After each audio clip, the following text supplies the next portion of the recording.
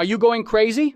That's exactly what a patient with neuropathic pain hears in a doctor's office when they end up seeing the wrong doctor. It's very hard to find a test that shows neuropathic pain. Do you know why?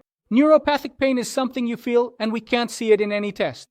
What we can see in tests is a change in the nerve, a change in the spine, something that could be causing your neuropathic pain. That's why, so often, a doctor who isn't prepared to identify that type of pain ends up underestimating the patient.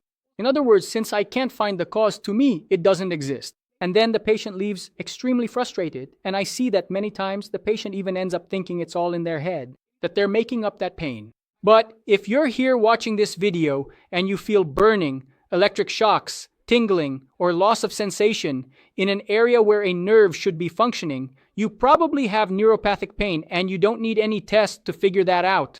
Okay, doctor, but then why would I need to get a test if I have neuropathic pain? Because first of all, it's important to understand where that pain is coming from and what we can do so you can get better from this symptom. Treating the cause of the pain is the first and most important thing. If the cause can't be treated, then we focus on treating the pain itself. Understand this.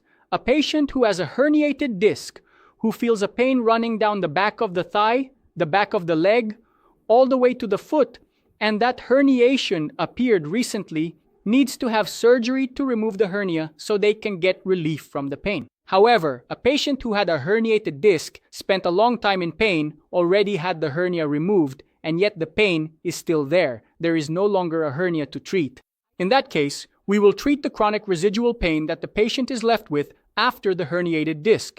But understand this, neither of the patients, neither the one who currently has a herniated disc nor the one who was treated a long time ago, is making up their pain. They have neuropathic pain. So don't stay with a doctor who underestimates your symptoms. Seek help from a specialist in peripheral nerves, someone who understands your problem and treats you in the best way possible.